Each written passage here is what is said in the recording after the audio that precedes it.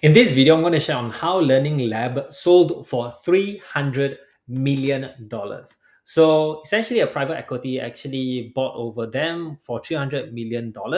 And fundamentally, they did four things very well. And at the end of this video, I'm going to share on a bonus on what actually made them very sellable. So let's get started on the first one, which is the founder is not a tutor. So I was researching on this website called Web Archive, where you can see the history of any domain, right? So their domain is like the learninglab.com.sg. And the thing is that it's under construction. So I didn't really have much information. But in 2007, they actually posted their, like, I guess their version of a website. So maybe in the 2000s, the internet wasn't that popular, but they had only one location. But finally, 1 year later, they actually created a simple website. And the thing is that if you notice in this website, do you see a face? No, it's a very abstract kind of image, but you don't see a face of a tutor, not even the teachers as well. So one thing that they did really well is that they just didn't have a face for the tuition center. And generally, I believe it's because the founder is not a tutor, him or herself. And that helps in terms of how they are able to get started with. And then generally, I couldn't find the founder, but even if I could, I'm pretty sure they might, even if they are a teacher or tutor, they don't really want to be shown, which actually is a very good point, right? And number two is that if you had a glimpse of the website in 2008, they actually started with a lot more than one subject. So you see over here, pretty small. They started in 2008 with English, math, and science. And that is a very good, I would say, future forward thinking, long term, because they don't really think about, oh, what I'm good at is that what can I, do more of. And it has shown right now, this is their website, that after what 17 or even 20 years, right, they've expanded to every single level from nursery to junior college. And in business terms, they have literally increased their lifetime value, right? Lifetime value is essentially how much on average a student spends on your business, whether it's a service or a product. And if they are able to get someone to join from nursery to junior college, that's almost 10 years of the same student paying you this tuition fee. And that is a very good and attractive way to be sellable, because that means you have a very high lifetime value, right? And the thing is that in order for them to get started with like three subjects, what they had to do is they hired other teachers, which I have shared in an earlier video. You can go to my YouTube channel where I shared that if you started on math, which is totally fine, then the thing is that you can expand by hiring other teachers, because maybe when you started out, you're earning 350K, but the thing is that you are stretched thin because you're just one person with many hours in the day, right? So if you were to hire other people like English and science, you're able to literally multiply your revenue. And in this hypothetical example, which is not hypothetical at all, which I've seen many tuition centers out there has done, is to just hire teachers. And if they just sell to the same students, they multiply hypothetically by three. And you can also offer more things to students who are coming to you. So in essence, you are able to reach seven figures generally with the next step, which is, hiring. And the thing is that you can also multiply that, I would say, growth by just having to teach from primary, secondary, and then to JC, IB, and so forth. So these are things that people like Learning Lab or companies like Learning Lab actually have done to actually multiply their growth very, very well, right? So the third thing is that they also started with a branding that's very generic. So this is a common problem with tutors that I talk to. How do I rebrand? I want to rebrand because I started, teaching math, and then I want to offer English and whatnot. So the thing is that for a lot of times, you can do that, but the thing is that now you have the reputation of one subject.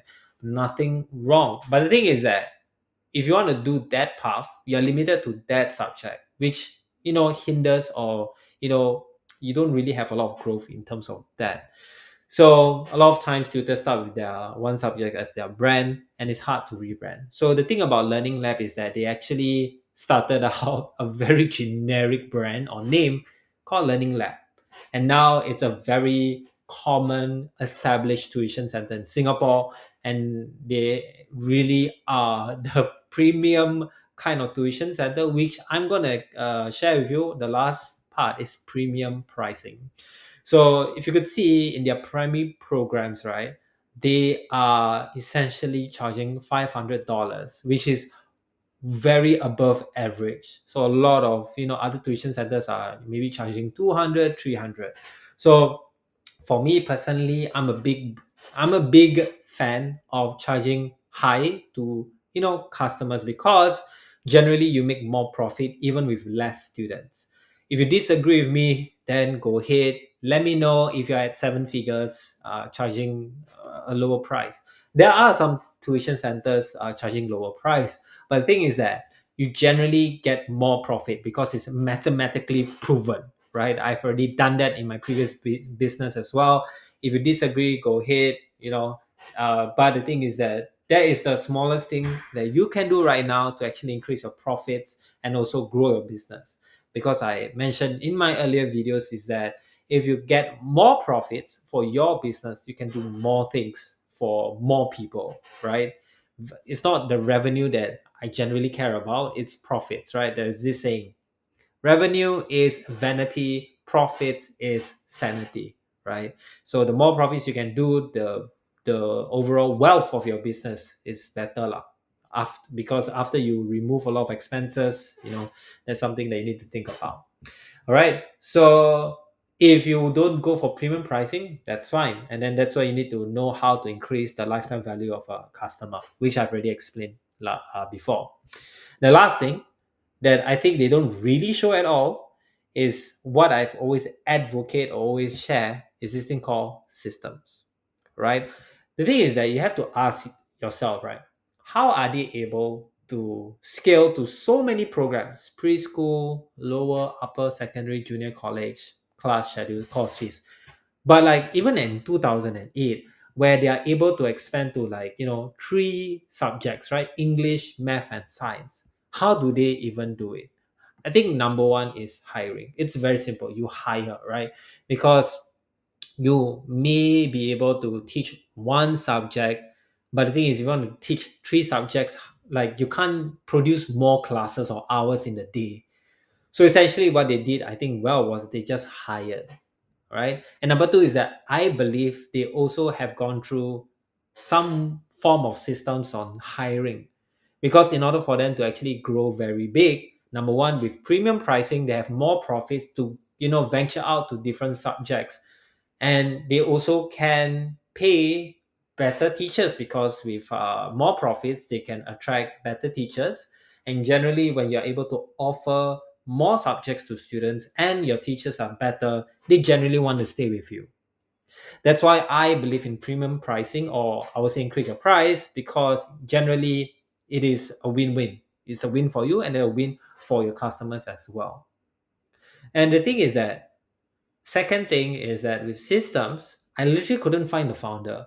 But the thing is that the Learning Lab has been already running like without him or her behind the scenes, and it's still running.